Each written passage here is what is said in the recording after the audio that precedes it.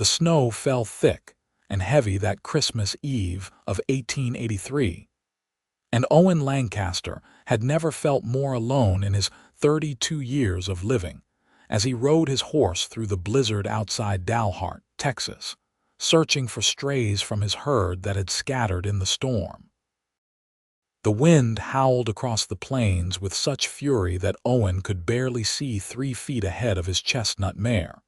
But he pressed on because those cattle represented everything he had worked for since coming to the Texas Panhandle 5 years ago.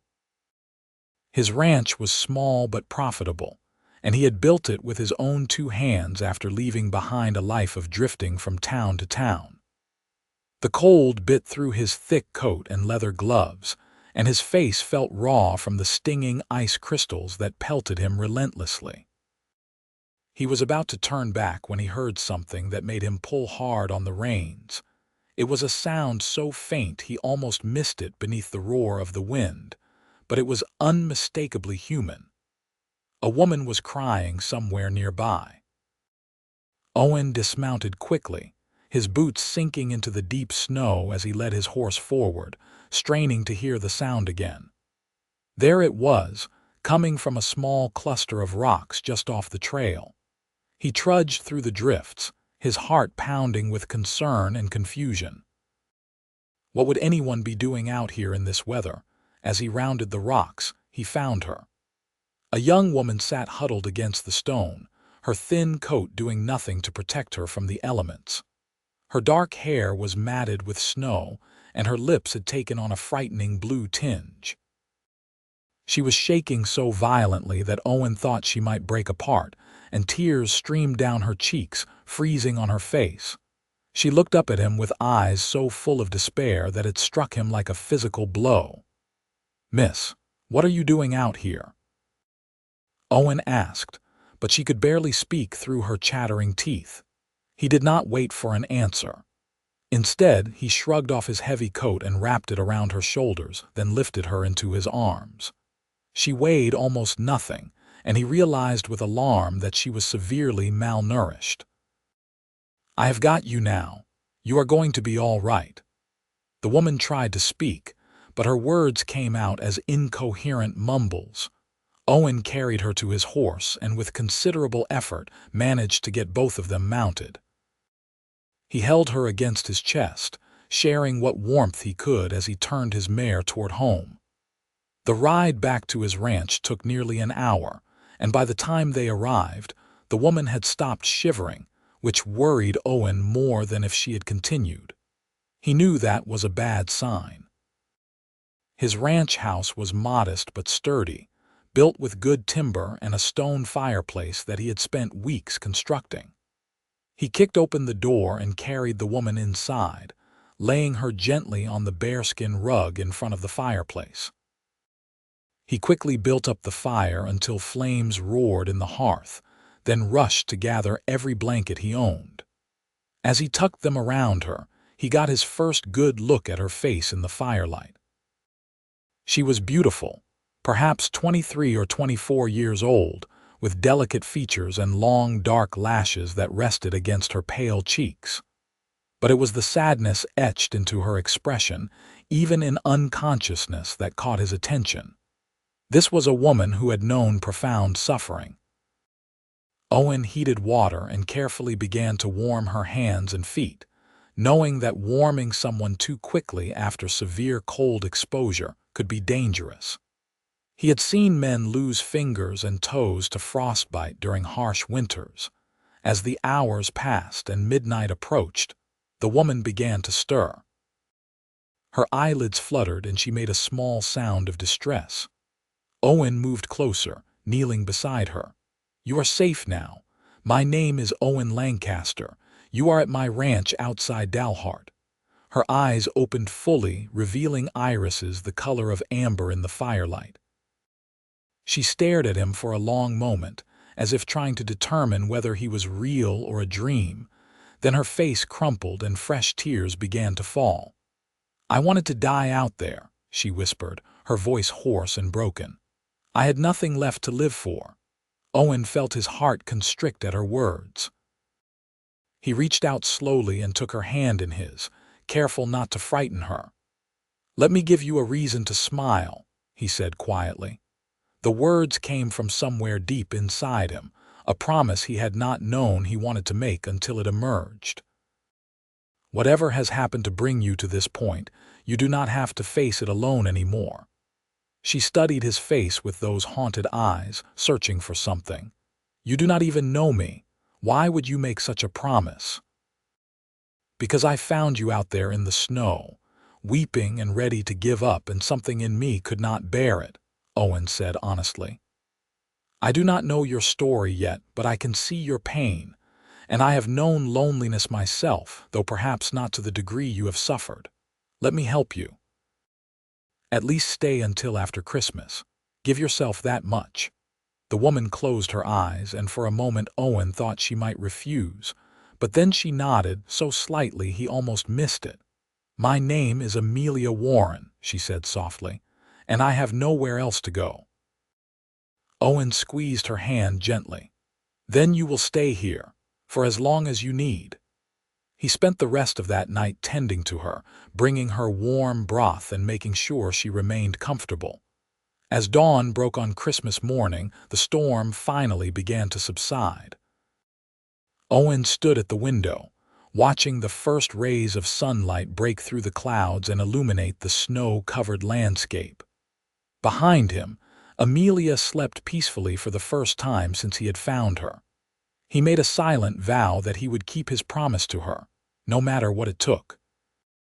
When Amelia woke later that morning, she found Owen cooking breakfast at the cast-iron stove. The smell of bacon and eggs filled the small house, and her stomach growled despite everything.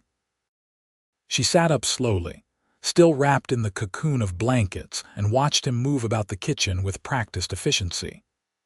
He was tall and lean, with broad shoulders and dark blonde hair that curled slightly at his collar. His hands were scarred and weathered from hard work, but they moved with a surprising gentleness as he tended the food. "How are you feeling?" Owen asked when he noticed she was awake. He brought her a plate and a cup of coffee, settling onto a chair nearby. "You gave me quite a scare last night." Amelia accepted the food gratefully, though her hand still trembled slightly as she held the fork. "Better than I should be, thanks to you. I still cannot quite believe you found me. The odds of anyone being out in that storm were so small." "I was looking for cattle that scattered," Owen explained. "I almost turned back several times. If I had given up even 5 minutes earlier, I would never have heard you." He paused, his blue eyes serious. "What were you doing out there, Amelia? How did you end up alone in a blizzard on Christmas Eve?" Amelia set down her fork, her appetite disappearing as the memories came flooding back. "It is a long story and not a pleasant one." "I have time," Owen said gently, "and sometimes it helps to tell someone." She took a deep breath, gathering her courage. "I came to Texas 6 months ago with my husband. His name was Thomas, and we had been married for only a year. He convinced me to leave my family in Missouri and come west with him. He said he had prospects here, that we would build a wonderful life together." Her voice grew bitter. "What he actually had was a gambling problem and debts to dangerous men." Owen listened without interruption as the story spilled out of her. Thomas had gambled away every cent they had within 3 months of arriving in Texas. They had been living in a boarding house in Amarillo, but when Thomas could not pay the rent, they were thrown out. He had borrowed money from a man named Jack Reeves, a criminal who ran illegal gambling operations and worse throughout the Panhandle. Thomas kept promising he would win it all back, Amelia continued, her voice hollow. He said he just needed one good game. But he kept losing and the debt kept growing. 2 weeks ago, Reeves came to collect. Thomas did not have the money, so Reeves shot him, right in front of me. He died in my arms in an alley behind the saloon. "Good Lord," Owen breathed, his face pale. "Did you go to the law?" Amelia laughed, but there was no humor in it. The law in Amarillo either works for Reeves or is too afraid of him to do anything. They ruled it self-defense, claimed Thomas pulled a gun first. It was a lie. Thomas did not even own a gun. After that, Reeves started making it clear that he expected me to work off Thomas's debt in his brothel. I refused, but he had men watching me constantly. I had no money, no food, nowhere to turn. She wrapped her arms around herself, staring into the fire. 3 days ago, I managed to slip away while his men were distracted. I stole a coat from a clothesline and started walking. I did not have a plan. I just knew I would rather die free than live as Reeves wanted me to. I walked for 3 days, barely eating, sleeping in abandoned buildings and under bridges.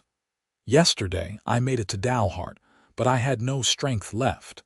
When that storm hit, I found those rocks and sat down. I thought it would be a peaceful way to die, just falling asleep in the cold. Tears streamed down her face now, but her voice remained steady. And then you found me, and you said you would give me a reason to smile. I have not smiled in so long, Owen. I do not even know if I remember how. Owen moved to sit beside her on the floor, and without thinking about propriety or what was proper, he pulled her into his arms.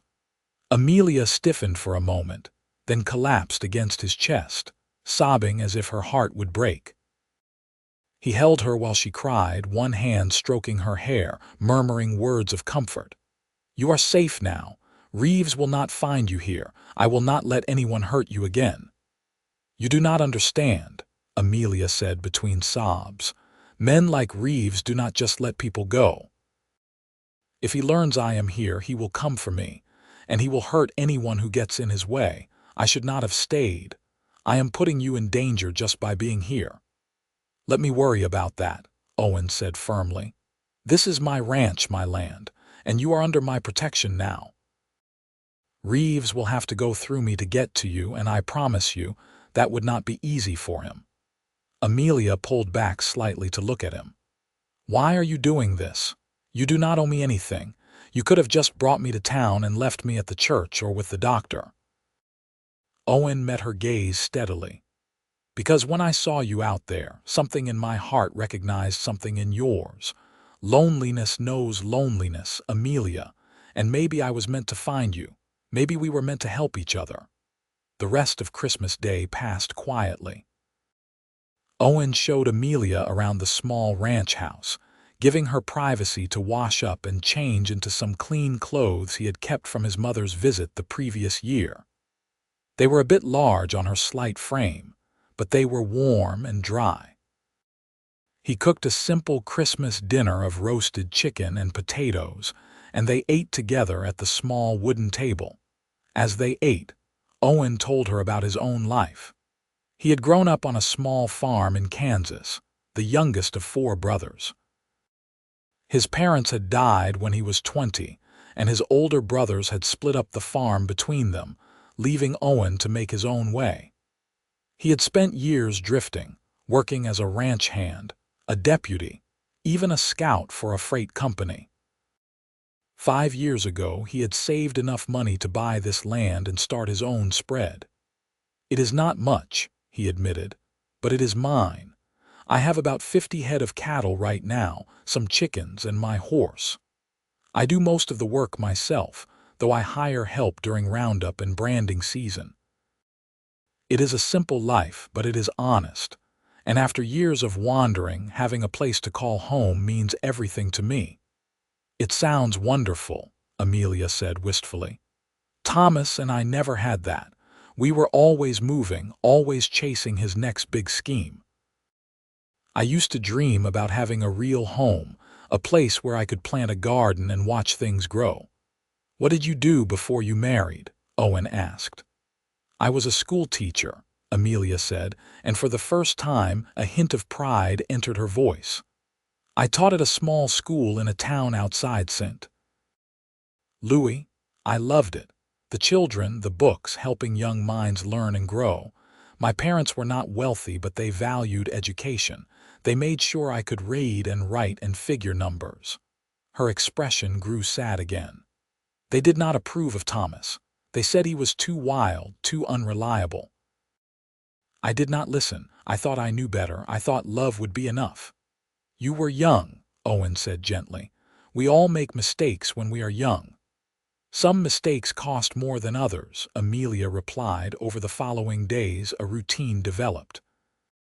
Amelia was weak from her ordeal and needed rest, so Owen insisted she spend most of her time recuperating. But she was not the type to sit idle, and as her strength returned, she began helping around the house. She cooked meals while Owen tended to the ranch work, and she mended his clothes and organized his chaotic shelves. The house, which had always felt empty before, suddenly felt like a home. Owen found himself looking forward to coming inside after long hours in the cold. Amelia would have coffee ready and something cooking on the stove, and they would sit together in the evening, talking about everything and nothing.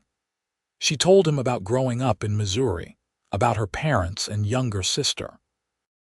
He told her about his brothers and the adventures they had gotten into as boys. Slowly, tentatively, they began to heal each other's loneliness.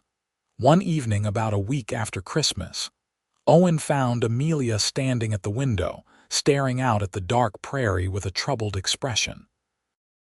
"What is wrong?" he asked, coming to stand beside her. "I keep expecting him to appear out there," she admitted. "Reeves. I dream about him sometimes, about his men breaking down the door and dragging me away. I know it is foolish. He has no reason to think I came this direction. But the fear is always there." Owen turned her gently to face him, his hands on her shoulders. "Listen to me, Amelia. I will not let that happen. This ranch may be isolated, but I am not helpless.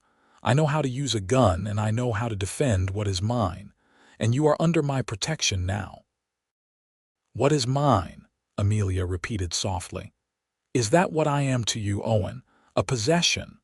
Owen realized how his words had sounded and felt his face heat.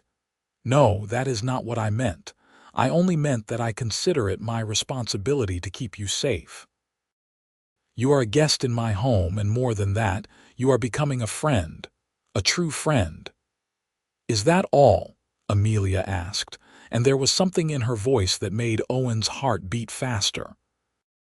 He looked down at her, this woman who had come into his life in such a desperate way, and he realized that somewhere in the past week, his feelings had shifted from simple compassion to something much deeper. When he woke in the morning, his first thought was of her. When he worked outside in the cold, he found himself hurrying through his chores so he could return to her warmth. And in the evenings, when they sat by the fire talking, he felt a contentment he had never known before. "No," he admitted quietly. "That is not all. I did not expect this, Amelia. When I found you in the snow, I only wanted to help you. But somewhere along the way, you became much more to me than just someone I was helping.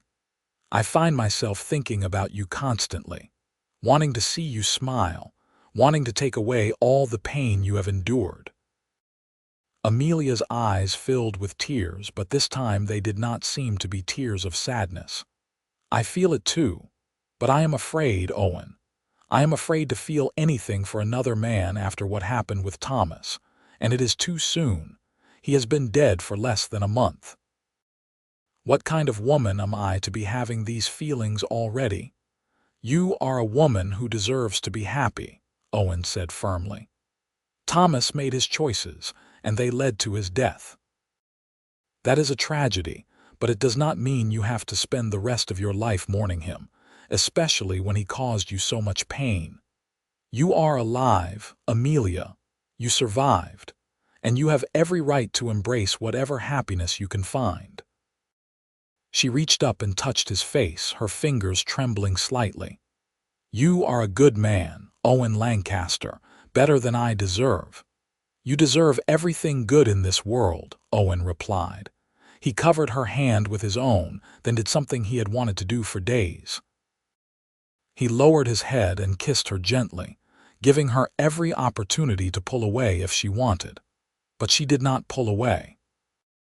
Instead, she leaned into him, her arms coming up to wrap around his neck as she returned the kiss with a hunger that spoke of loneliness and longing, finally finding an answer. When they finally broke apart, both were breathing hard. Owen rested his forehead against hers. "I do not want to rush you into anything. We can take this as slow as you need." "I do not want slow," Amelia whispered. "I have spent too much of my life being cautious and afraid. When I was out there in the snow, waiting to die, all I could think about was everything I had missed, all the chances I had not taken. I do not want to live like that anymore. I want to feel alive again, Owen. With you." They stood there in the firelight, holding each other close, and Owen felt something fundamental shift in his understanding of the world. He had always been a practical man, focused on survival and building something stable. But now he realized that all his hard work and planning had been missing something essential. He had been building a house, but Amelia was turning it into a home. He had been existing, but she made him feel alive. The winter deepened around them, but inside the ranch house, warmth and love grew. Owen taught Amelia to ride his horse, and they explored the surrounding countryside together when the weather permitted. She taught him about books, reading to him in the evenings from the small collection he owned. They learned each other's rhythms, the small habits and preferences that make up a life shared. Amelia discovered that Owen sang old trail songs while he worked, slightly off-key but with such enthusiasm that it made her laugh. Owen learned that Amelia talked in her sleep sometimes, carrying on entire conversations with people from her past. But their happiness was shadowed by the constant worry about Jack Reeves. Owen made discreet inquiries on his trips to town, trying to gauge whether anyone was looking for a young woman who had disappeared from Amarillo. He was careful not to draw attention to Amelia's presence at his ranch, and she stayed close to home, never venturing into Dalhart itself. In late January, Owen's concerns proved justified. He was in town buying supplies when he overheard a conversation in the general store that made his blood run cold. Two rough-looking men were asking the shopkeeper about strangers in the area, specifically a dark-haired woman in her 20s who might have passed through in the last month or so. "What business is it of yours?" the shopkeeper, an older man named Henry, asked suspiciously. "The woman owes our boss money," one of the men said. His voice was casual, but there was an edge to it that suggested violence lurking just beneath the surface. "We are just trying to locate her so she can settle her debts." "Have not seen anyone matching that description," Henry lied smoothly. Owen caught his eye and gave him a slight nod of thanks. Henry was a good man who did not care for bullies.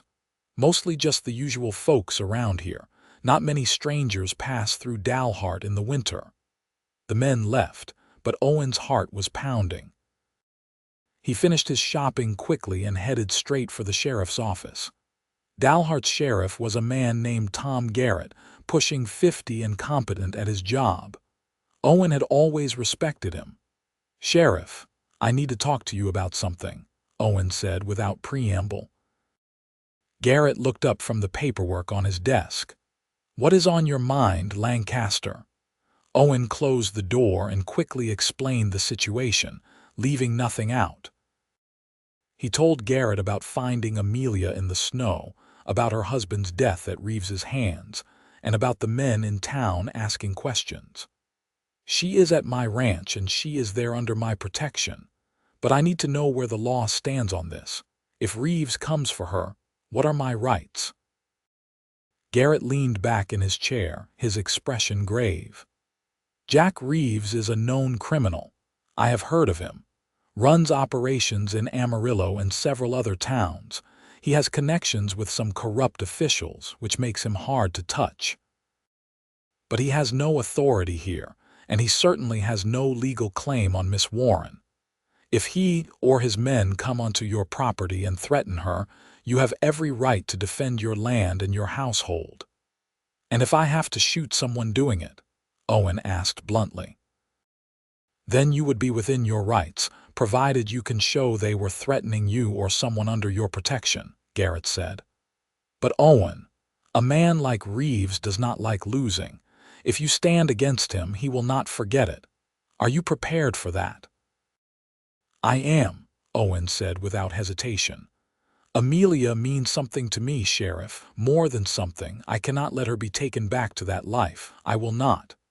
Garrett studied him for a long moment, then nodded. Then you have my support. If Reeves shows his face in Dalhart, I will make it clear he is not welcome. And if trouble starts, you send for me. I will come as fast as I can. Owen left the sheriff's office feeling somewhat reassured, but he knew the real test would come if Reeves's men found the ranch. He stopped by the gunsmith and bought extra ammunition for his rifle and pistol, then headed home. When he arrived, he found Amelia in the kitchen, kneading bread dough. She looked up with a smile that faded when she saw his expression. "What happened?" she asked immediately. He told her about the men in town, and he watched the color drain from her face. "They are looking for me." "Yes," Owen admitted. "But Sheriff Garrett knows the situation now, and he is on our side. And I want you to know that I am prepared to defend this place if it comes to that. But Amelia, if you want to run, if you want to head somewhere else where Reeves cannot find you, I will understand. I will give you money and supplies and help you get wherever you want to go." Amelia set down the dough and wiped her hands on her apron. She walked over to Owen and took both his hands in hers. "I am not running anymore. I ran once, and it almost killed me. This is the first place I have felt safe in longer than I can remember. This is the first place that has felt like home. And you, Owen Lancaster, are the first man who has ever made me feel truly valued and protected. I am not leaving unless you want me to go." "I do not want you to go," Owen said roughly, pulling her into his arms. "I want you to stay forever. I want to marry you, Amelia, if you will have me. I know it is fast, and I know you have been hurt, but I love you. I think I have loved you since the moment I found you in that snow." Amelia pulled back to look at him, tears streaming down her face, but she was smiling. It was the first real smile he had seen from her, and it transformed her face, making her absolutely radiant. "Yes," she said. "Yes, I will marry you. I love you too, Owen. You gave me a reason to smile again, just like you promised. You gave me a reason to live." They married the following week in Sheriff Garrett's office, with Henry from the general store and his wife serving as witnesses. Amelia wore a simple blue dress that Henry's wife had helped her make from fabric Owen bought in town. It was not the grand wedding either of them might have imagined in other circumstances, but it was perfect in its simplicity and sincerity. That night, as they lay together in Owen's bed, now their bed, Amelia traced the scars on Owen's chest from years of hard living. "Tell me we will be all right," she whispered. "Tell me that Reeves will not find us, that we can have a life together without fear." "I cannot promise there will not be trouble," Owen said honestly, "but I can promise that whatever comes, we will face it together. You are my wife now, Amelia Lancaster, and I will spend every day of my life making sure you never regret taking that name." "I could never regret it," Amelia said, and she kissed him with a passion that spoke of new beginnings and hope reclaimed. The trouble came in late February, on a day when the sky was gray and heavy with the promise of more snow. Owen was out checking his cattle when he saw 3 riders approaching from the east. Even from a distance, he could tell they were not friendly visitors. He rode back to the house as quickly as he could without alerting them to his alarm. "Amelia, go into the bedroom and stay away from the windows," he said as soon as he entered. His voice was calm, but she could hear the steel beneath it. "We have visitors, and I do not think they are here to be neighborly." Amelia's face went pale, but she did not argue. She simply nodded and headed for the bedroom. Owen checked his rifle and pistol, making sure both were loaded, then positioned himself near the door where he could see out but would not be an easy target. His heart was pounding, but his hands were steady. He had been in dangerous situations before during his years of drifting, and he knew how to keep his head. The three men rode right up to the house and dismounted. One of them was older, perhaps in his 40s, with cold eyes and a cruel mouth. The other two were younger, thick-necked and brutal-looking. The older man knocked on the door with exaggerated politeness. "Hello in the house," he called out. "Looking for a friend who might have passed this way. Dark-haired woman, early 20s, goes by the name Amelia Warren. We heard she might be staying here." Owen opened the door but did not step outside. He kept the rifle in his hands, not pointed at anyone but clearly visible. "Who is asking?" "Name is Carl Matthews. I work for Jack Reeves out of Amarillo. Miss Warren left without settling her debts, and Mr. Reeves sent us to bring her back so she can make things right." "There is no Miss Warren here," Owen said flatly. "But even if there was, she would not be going anywhere with you. Now I suggest you get back on your horses and ride out of here before this gets unpleasant." Matthews's expression hardened. "Now listen here, friend. We do not want any trouble, but the woman is here. We have been asking around, and enough people have seen you with a dark-haired woman that we know she is on this property. Just hand her over, and we will be on our way." "I am going to say this one time," Owen replied, his voice deadly calm. "The woman you are looking for is now my wife. She is Mrs. Amelia Lancaster, and she is under my protection. Whatever debts her first husband owed to Reeves died with him. She owes your boss nothing, and she is not going anywhere, so you have two choices. You can ride out of here now and tell Reeves that the matter is closed.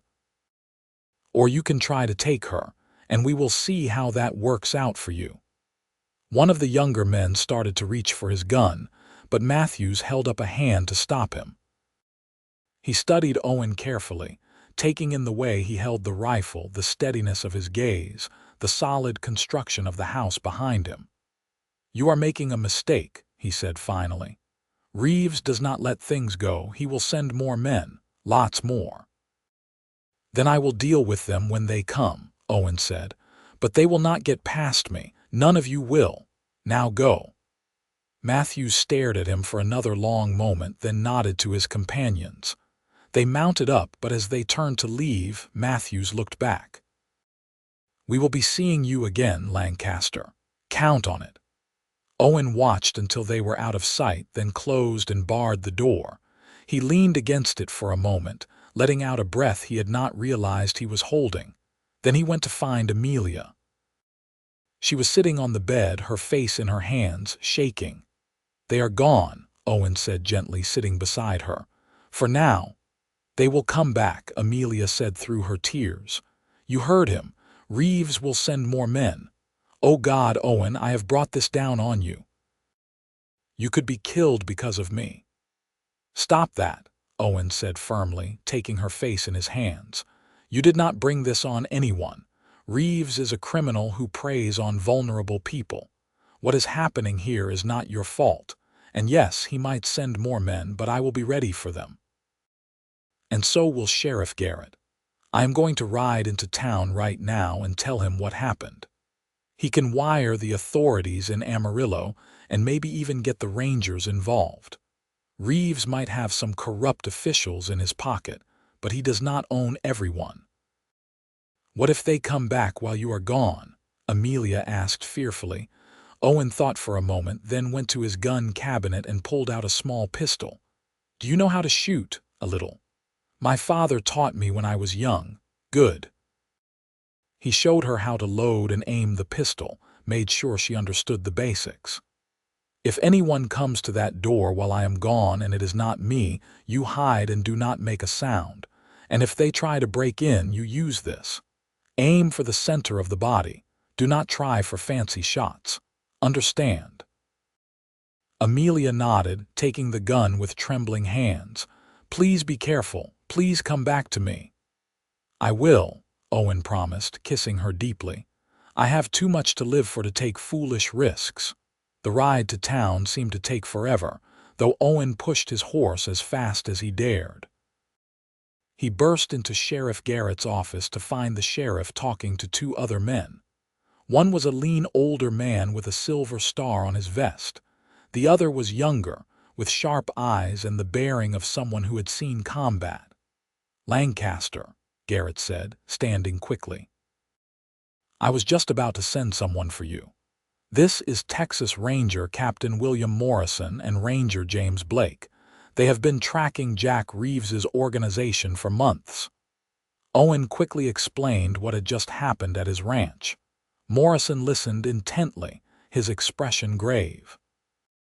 "How many men did he send?" "3. One of them gave his name as Carl Matthews." "Matthews is one of Reeves's top enforcers," Blake said.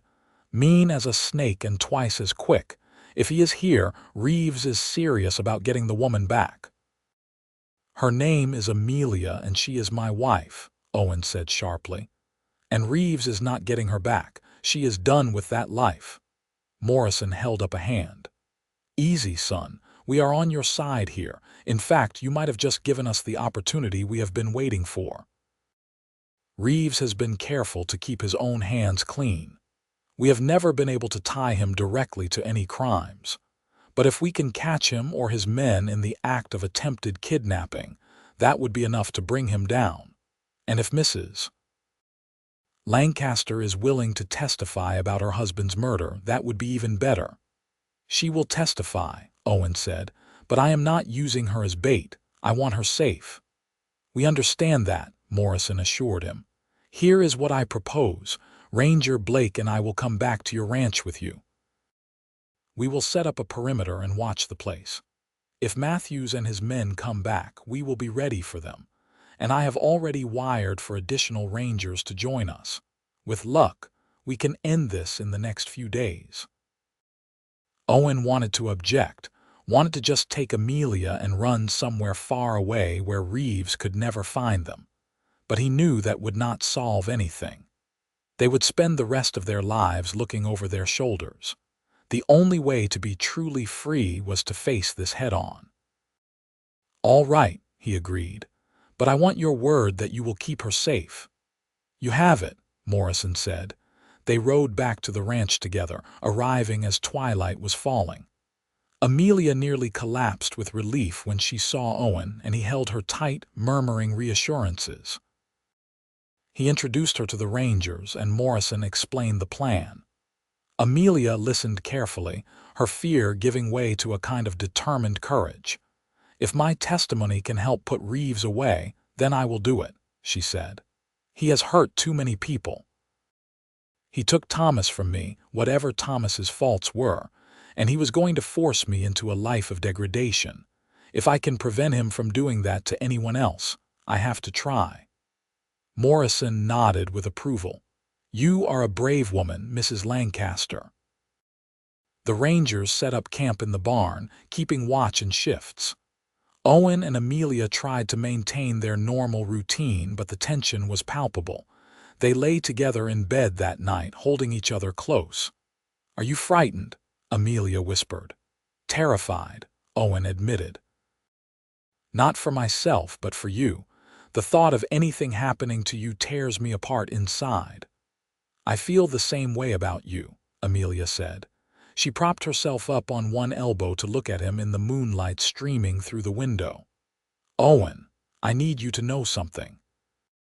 These past 2 months with you have been the happiest of my life. When you found me in that snow, I thought my life was over. But you did not just save my life. You gave me a new one. Whatever happens, I want you to know that I do not regret a single moment. I love you with everything I have."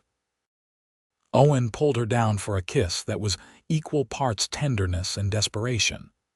"We are going to get through this," he said fiercely. "And then we are going to have 50 years together. We are going to have children and grandchildren. We are going to grow old watching sunsets from our porch. That is the future I see, Amelia. That is what we are fighting for. The attack came 2 nights later.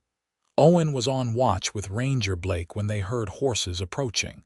Not 3 riders this time, but at least a dozen. They came in the dead of night, probably thinking they could overwhelm the small ranch house by sheer numbers, but they had not counted on the Rangers. Morrison and Blake were experienced lawmen who had faced worse odds. They had positioned themselves strategically around the property, and as the riders approached, Morrison called out from behind cover. "This is Captain Morrison of the Texas Rangers. You are trespassing on private property with apparent criminal intent. Throw down your weapons and surrender peacefully, or we will open fire." The response was a hail of gunfire. Bullets thudded into the ranch house, and Owen heard Amelia cry out from the bedroom where he had told her to hide. He returned fire from the window, his rifle spitting lead at the shadowy figures. The Rangers opened up from their positions, and the attackers found themselves caught in a crossfire. The gunfight lasted perhaps 10 minutes, though it felt like hours. When it was over, 3 of the attackers lay dead, and 5 more were wounded and in custody. The rest had fled into the darkness. Owen raced to the bedroom and found Amelia crouched under the bed, unhurt but shaking with terror. He pulled her out and held her, checking frantically to make sure she was truly all right. "It is over," he kept saying. "You are safe. You are safe." Morrison came to the door, his face grim. "One of the prisoners is talking, says Reeves himself is in Dalhart, waiting to hear how this turned out. If we move fast, we can catch him before he hears about this disaster and runs." "Go," Owen said. "I will stay here with Amelia." "No," Amelia said suddenly. She stood up, her fear transforming into resolve. "No, I am coming with you. I want to see his face when he is arrested. I want him to know that I am not afraid of him anymore." Morrison looked like he wanted to argue, but something in Amelia's expression stopped him. "All right, but you stay back and let us handle the actual arrest." They rode into Dalhart as a group, the prisoners bound and loaded into a wagon. The town was mostly dark at this late hour, but there were lights in the saloon. Morrison deployed his men around the building. Then he, Blake, Owen, and Amelia entered through the front door. Jack Reeves was easy to spot. He sat at a corner table, a bottle of whiskey in front of him, playing cards with several other men. He was in his 50s, well-dressed, with silver hair and a face that might have been handsome if not for the cruelty in his eyes. He looked up when they entered, and his gaze fell on Amelia. For just a moment, surprise flickered across his features. "Jack Reeves," Morrison said loudly, "you are under arrest for conspiracy to commit kidnapping, conspiracy to commit murder, and operating criminal enterprises. Stand up slowly and keep your hands where I can see them." Reeves did not move. "On whose authority?" "The state of Texas and the Rangers," Morrison replied. "Now stand up." For a moment, it looked like Reeves might try something foolish. His hand drifted toward his coat. But then Blake drew his pistol with blinding speed and aimed it at Reeves's head. "Do not even think about it." Reeves slowly stood, his expression shifting from surprise to cold fury, his eyes fixed on Amelia. "You little tramp. After everything, you dare to show your face. Your husband owed me money. That makes you responsible for his debts."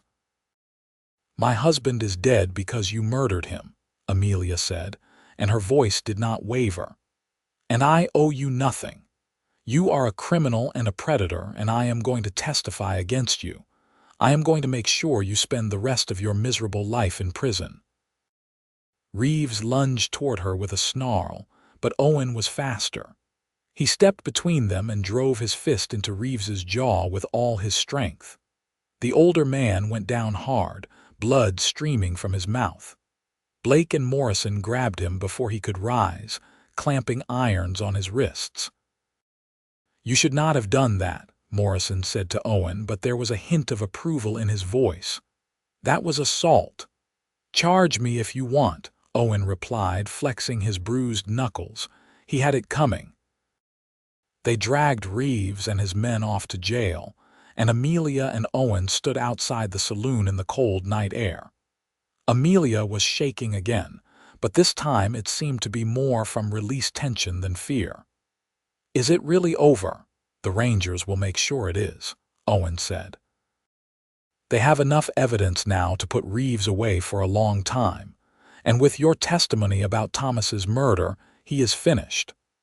Amelia turned to him, and in the lamplight from the saloon windows, he could see tears streaming down her face.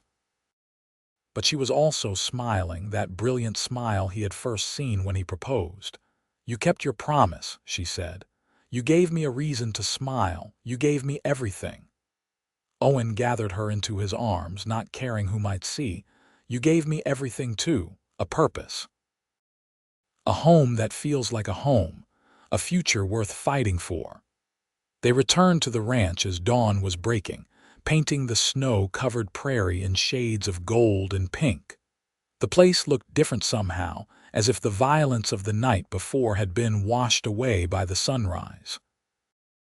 Owen helped Amelia down from the horse, and they stood together looking at the small house that had become their sanctuary. "What do we do now?" Amelia asked.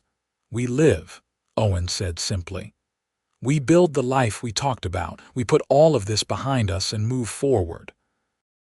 In the weeks that followed, that is exactly what they did.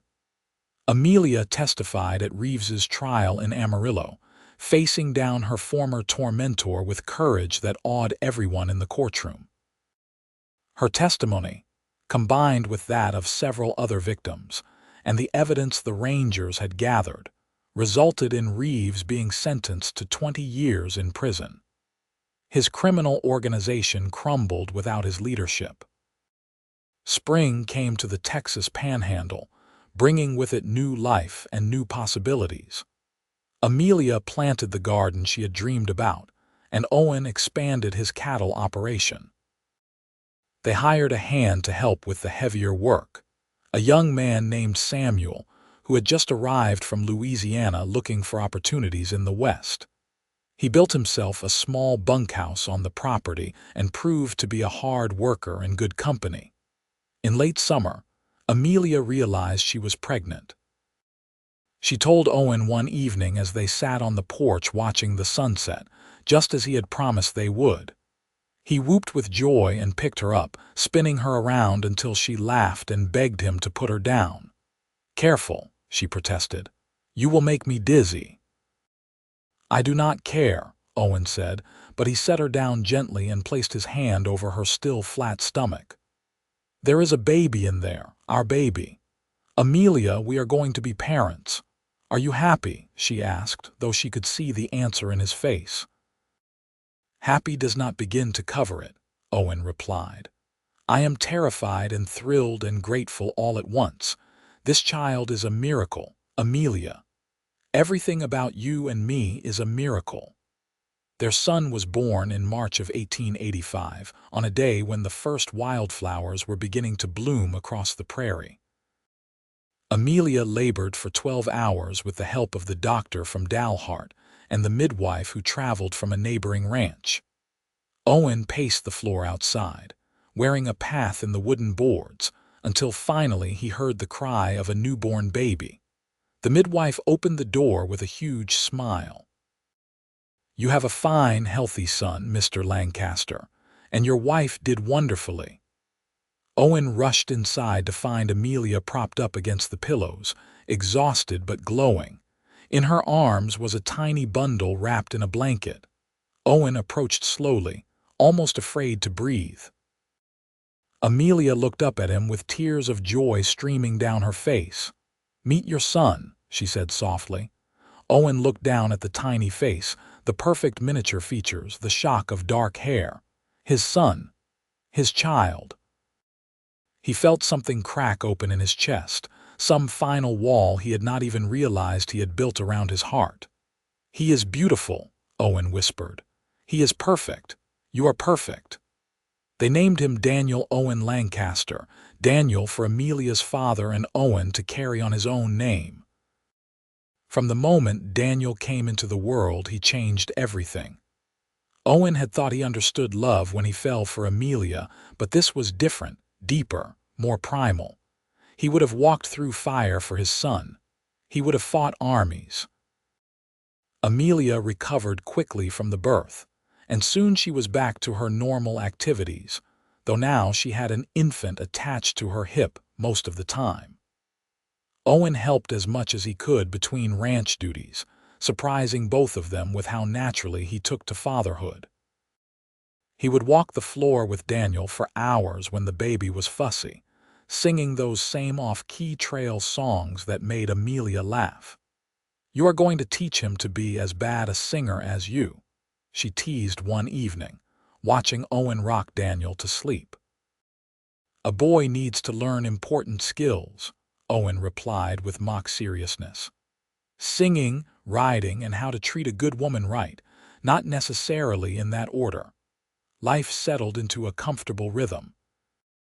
The ranch continued to prosper, and Owen was able to hire another hand, allowing him more time with his growing family.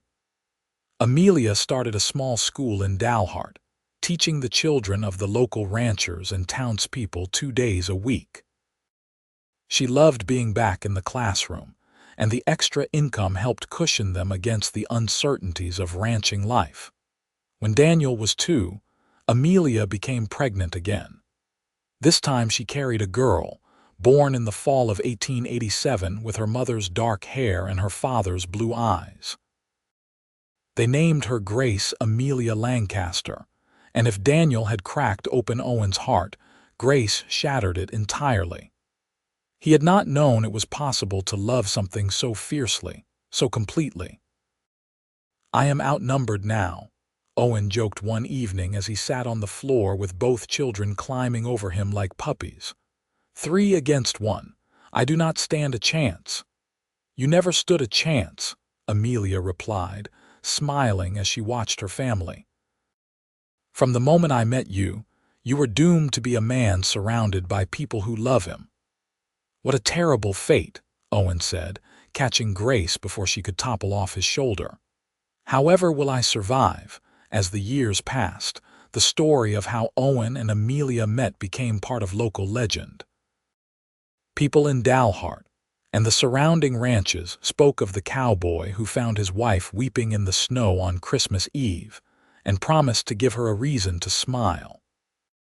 They spoke of the battle against Jack Reeves and his men, and how the Rangers had finally brought down one of the most dangerous criminals in the Panhandle. But mostly, they spoke of the love between Owen and Amelia Lancaster, a love that had grown from the darkest of circumstances into something bright and enduring. On their 10th wedding anniversary, Owen took Amelia back to the place where he had found her. It was a warm summer day this time, nothing like that bitter Christmas Eve so long ago. The rocks where she had sat waiting to die were now surrounded by wildflowers. "I come here sometimes," Amelia admitted as they stood hand in hand, "when I need to remind myself how far I have come. How much my life has changed." "Do you ever regret it?" Owen asked. "Any of it?" Amelia turned to him, and in her eyes was the answer he needed. "Not for a single moment. Every pain, every hardship that led me to this spot that night was worth it because it brought me to you. You saved my life, Owen. But more than that, you taught me how to live again. You taught me what real love looks like." "You taught me the same thing," Owen replied. "Before you, I was just existing, building a ranch, making money, going through the motions, but I was not really living. You showed me what it means to have something worth protecting, worth fighting for. You and the children are my entire world." They kissed there among the wildflowers, 2 people who had found each other in the darkness and built a life together in the light. When they returned home, Daniel and Grace ran to meet them, laughing and shouting. Samuel was there too, having become less of an employee and more of an extended family member over the years. The house was full of noise and life and love. That evening, after the children were asleep, Owen and Amelia sat on their porch as they had so many times before, watching the sun set over the prairie. Amelia leaned against Owen's shoulder, and he wrapped his arm around her. "You remember what you said to me that first night?" Amelia asked. "After you brought me here, I said a lot of things," Owen replied. "Which part you said, 'Let me give you a reason to smile,' and I thought it was just words, kind words from a kind man. I did not really believe you could do it. I did not think I would ever smile again. And now?" Owen asked, though he could hear the smile in her voice. "Now I cannot imagine a day without smiling," Amelia said. "You kept your promise, Owen Lancaster. Every single day you give me reasons to smile. 1,000 reasons." Owen turned to kiss the top of her head, breathing in the familiar scent of her hair. "You give me the same, my love. Every single day." As the years continued to pass, the Lancaster family grew and flourished. Daniel grew into a strong, capable young man who learned ranching from his father and eventually took over much of the day-to-day operations. Grace became a teacher like her mother, taking over Amelia's school when Amelia decided to retire. In 1895, Amelia gave birth to their third child, another son they named Thomas in memory of Amelia's first husband, a gesture of forgiveness and letting go of the past. Young Thomas was a spirited child, full of mischief and laughter. The ranch expanded over the years, eventually becoming one of the most successful operations in the Texas Panhandle. But Owen never forgot where he came from or how he had gotten there. He treated his workers fairly, paid them well, and helped young cowboys just starting out, remembering his own years of struggle. He and Amelia became pillars of the Dalhart community, known for their generosity and kindness. On Christmas Eve of 1900, 17 years after Owen had found Amelia in the snow, they threw a large party at their ranch. It had become an annual tradition, bringing together friends, neighbors, and ranch hands for an evening of food, music, and celebration. The house was decorated with pine boughs and candles, and the smell of roasting meat and fresh bread filled the air. As the evening wound down and guests began to leave, Owen and Amelia stood at the door saying goodbye. Daniel was there with his new wife, a sweet girl named Mary from a neighboring ranch. Grace had brought a young schoolteacher she was courting, much to Owen's protective concern and Amelia's amusement. Thomas, now 5 years old, had fallen asleep under the Christmas tree, worn out from excitement. When the last guest had gone, Owen closed the door and turned to find Amelia watching him with that same expression she had worn so many years ago, the one that told him she was thinking deeply about something. "What is on your mind?" he asked, coming to stand before her. "I was just thinking about that Christmas Eve when you found me," Amelia said. 17 years ago tonight. I was sitting in the snow, ready to give up on everything, and then you appeared like an angel sent from heaven. Do you ever think about how different things could have been? If you had turned back 5 minutes earlier, if the storm had been worse, if you had not heard me crying. I think about it sometimes, Owen admitted, and it terrifies me, because I cannot imagine my life without you, Amelia. These 17 years with you have been the best of my life. You are my best friend, my partner, the mother of my children, the love of my life. Everything good I have is because of you. Amelia reached up to touch his face, her fingers tracing the lines that time and sun had etched there. He was 50 now, his hair going gray at the temples, but to her he was still the strong, kind cowboy who had saved her life. Everything good I have is because of you too. You gave me more than just a reason to smile, Owen. You gave me a reason to wake up every morning grateful for another day. You gave me a family, a home, a purpose. You gave me love in its truest, purest form. They kissed there in the candlelight, surrounded by the remnants of the celebration, and it was as sweet and tender as their first kiss 17 years before. Some things, Owen reflected, only got better with time.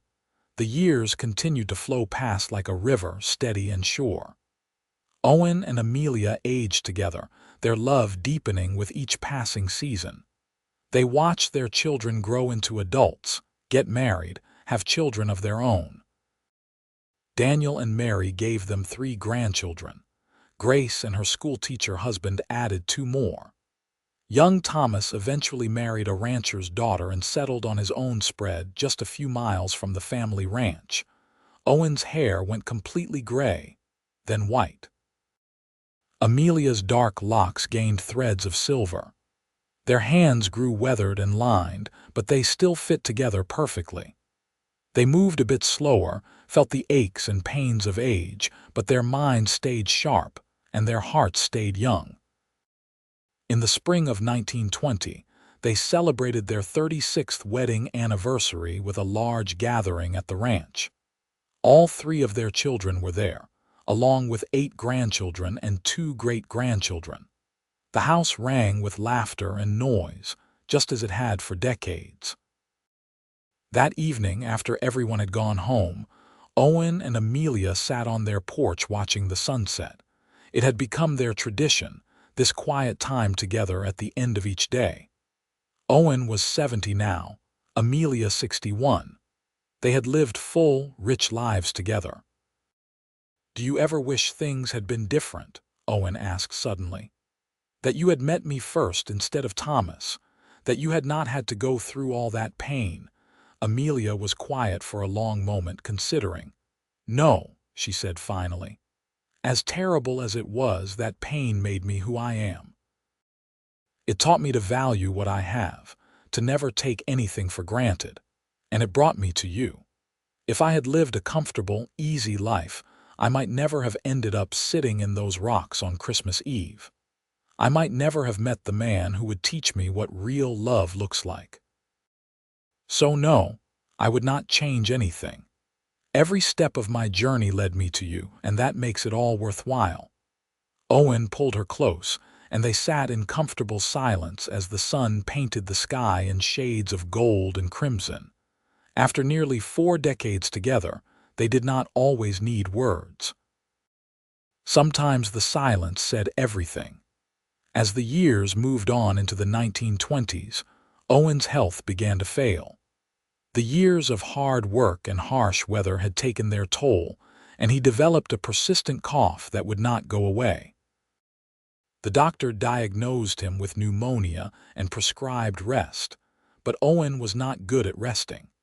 He continued to help around the ranch as much as he could, though Daniel had long since taken over the actual running of the operation.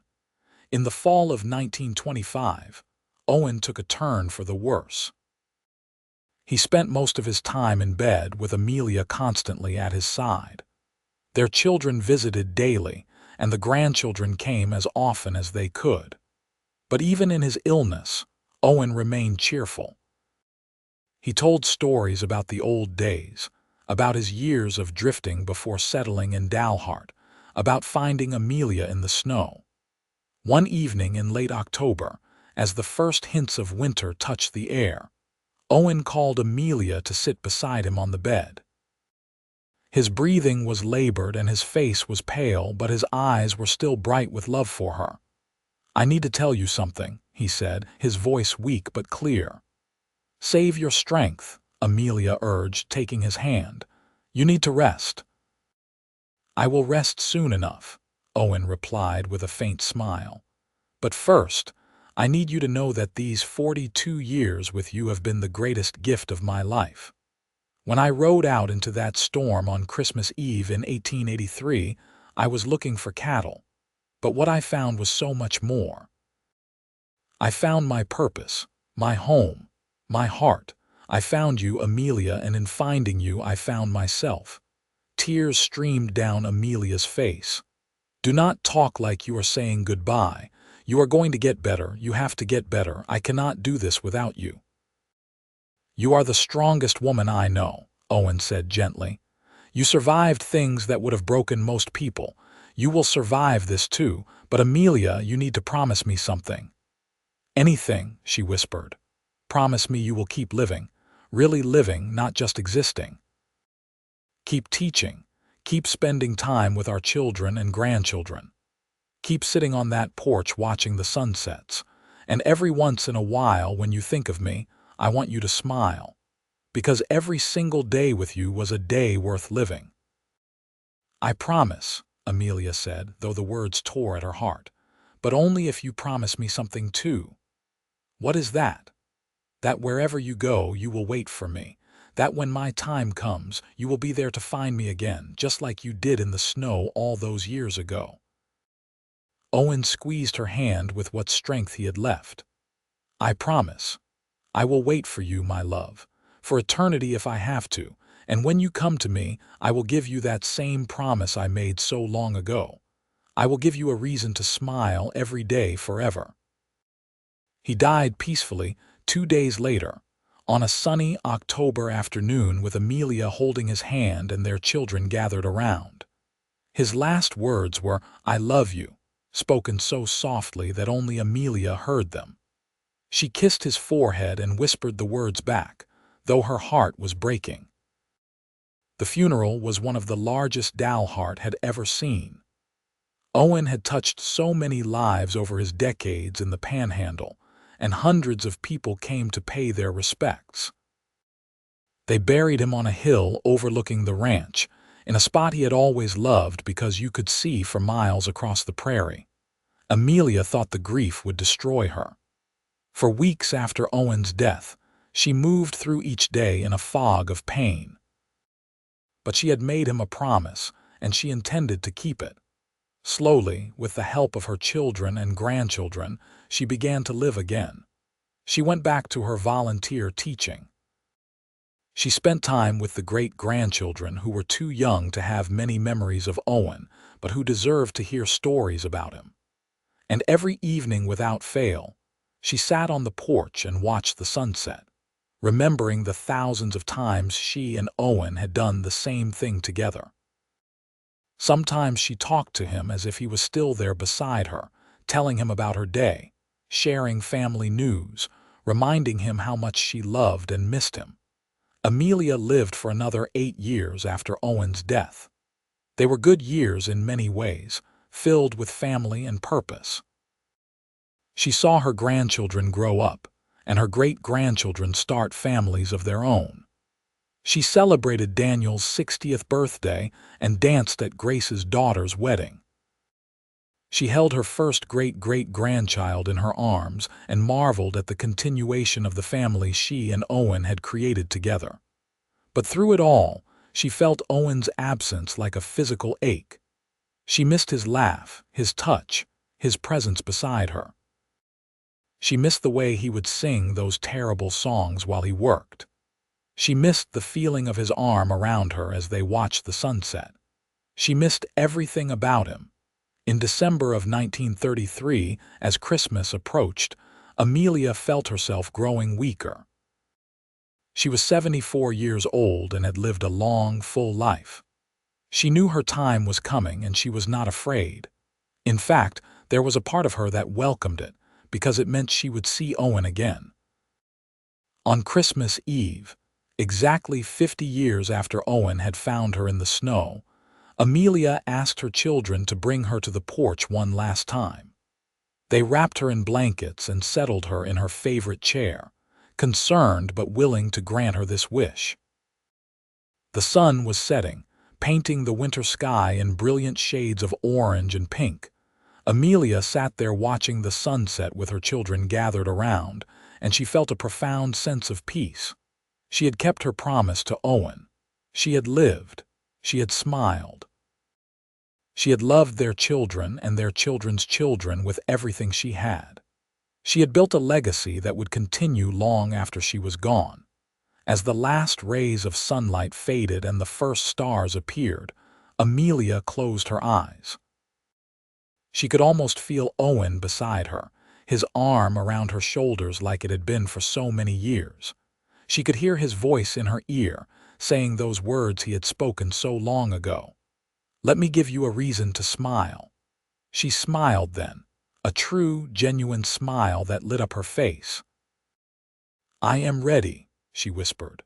"I kept my promise, my love. Now I am coming to you." Surrounded by her family in the home she had shared with Owen for so many years, Amelia Warren Lancaster took her last breath and let it out on a sigh of contentment. Her children wept, but they also smiled through their tears because they could see the peace on their mother's face. They knew she had gone to be with the man she loved, the cowboy who had found her weeping in the snow and given her a reason to smile. They buried Amelia beside Owen on the hill overlooking the ranch, just as she had requested. On the shared headstone, their children had inscribed the story that had become legend. He found her weeping in the snow. He gave her a reason to smile, together forever. The ranch continued to be passed down through the generations. Daniel's grandson eventually took it over, then his great-grandson after him. The house where Owen and Amelia had lived stood for another 50 years before finally being replaced with a more modern structure. But the new owners kept the old porch and the chairs where Owen and Amelia had sat watching sunsets, recognizing them as sacred ground. The story of Owen and Amelia Lancaster became part of the fabric of Dalhart and the surrounding area. Parents told it to their children, who told it to their children in turn. It became a story about hope and second chances, about finding love in the darkest of times, about keeping promises even when it was hard.